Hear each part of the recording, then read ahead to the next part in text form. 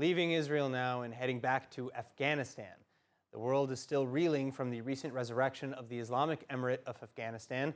But in a somewhat grim address to the world, United States President Joe Biden is standing his ground, defending his withdrawal of United States combat troops that allowed for the immediate Taliban takeover. In fact, Biden is blaming unmotivated Afghan leadership and the unwillingness to fight for the Taliban's swift victory. Though this is flying in the face of previous comments where Biden first said that the Taliban would not win, followed by assertions that the situation was anticipated but happened faster than expected. In any case, United States allies are now concerned that they cannot trust in Washington. And with us to discuss is Newsweek columnist and editor of HistoryCentral.com, Marc Schulman. Marc, it's been a long time. Thank you so much for being with us. Can we rely on the United States as an ally in foreign affairs? Okay, as an ally, I think we can rely on the United States. However, what's happened in Afghanistan shows the weakness of the United States in many different ways, certainly in terms of intelligence, in terms of the ability to do something quickly. I mean, the fact of the matter is that 500 to 600 people have been removed in the last 48 hours from Afghanistan. I mean, that's a number. You know, remember that Israel took 10,000 Ethiopian Jews out of Ethiopia in one day. And the Israeli Air Force is about 2% the size of the American Air Force when it comes to heavy lift capability. El Al is, what, 5% the size of one of the big American airlines? So it's done a terrible job, let's put it that way. Second of all, look, the decision to withdraw from Afghanistan was a difficult decision, and one can argue historically both ways. And one can make the argument that the United States should stay because we can't allow the Taliban to ever win.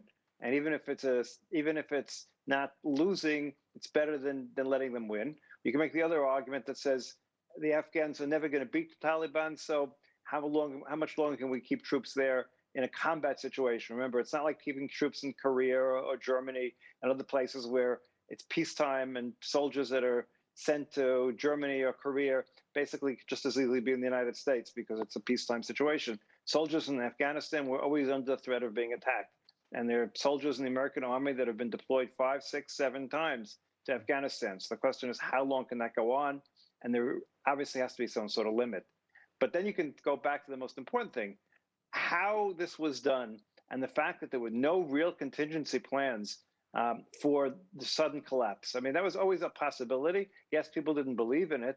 But 7 days ago, when the towns began to fall, it was stunningly obvious that something was going very, very wrong.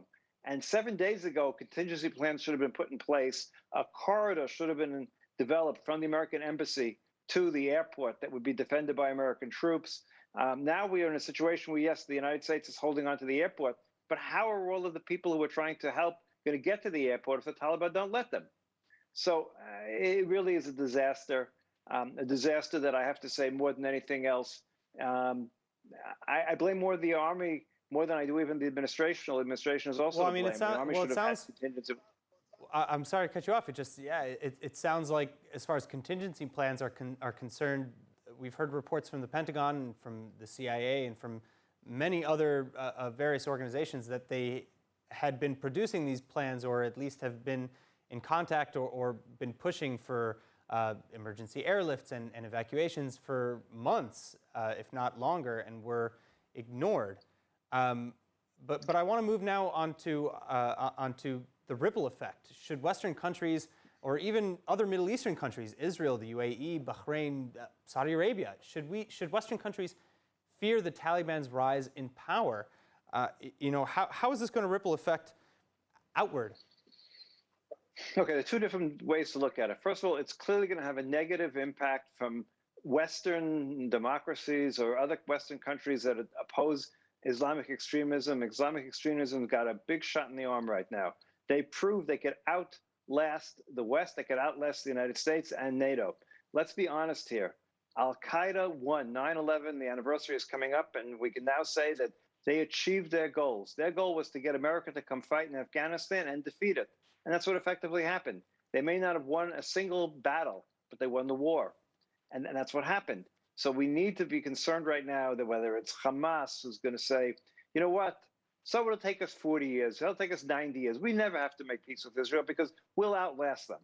And the same with all sorts of extreme Muslim groups throughout the Middle East. I think we have to really be concerned about that. the tide is not moving in our direction in terms of history of the Middle East, in terms of extremism. Extremism has the upper hand at the moment, and that's very, very bad. And the idea that an Islamic State has been created in Afghanistan at this point, after the United States went to such effort to defeat the Islamic State in Syria, Iraq, however you want to describe it, the fact of the matter is, it's now an Islamic State in Afghanistan, more than there's never been one before, that has complete control over a country. And we should be very concerned about that and what that could bring to the future. And that was the counter argument, the argument that how long can America stay? Well, the alternative is an Islamic State in Afghanistan. And yes, it's far away from most of us, but it's in this current world, nothing is very far away, I'm afraid. Well, and we're also seeing already in international forums like the United Nations, there seems to be a reticence in condemning the Taliban for what it is.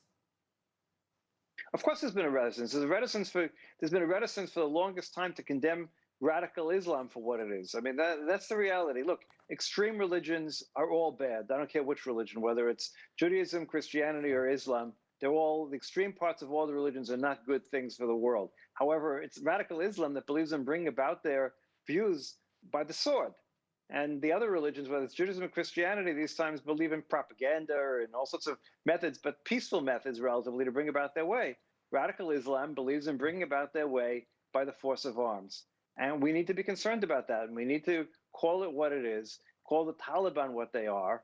But they are now in control of a government now. 35 million people, I think, live in Afghanistan. They're all under their control.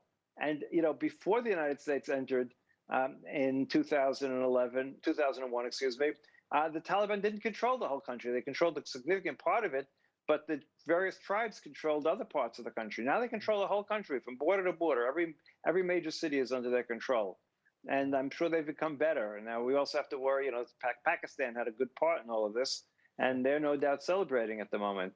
But these are really difficult times, and I don't think we understand how problematic it is going forward.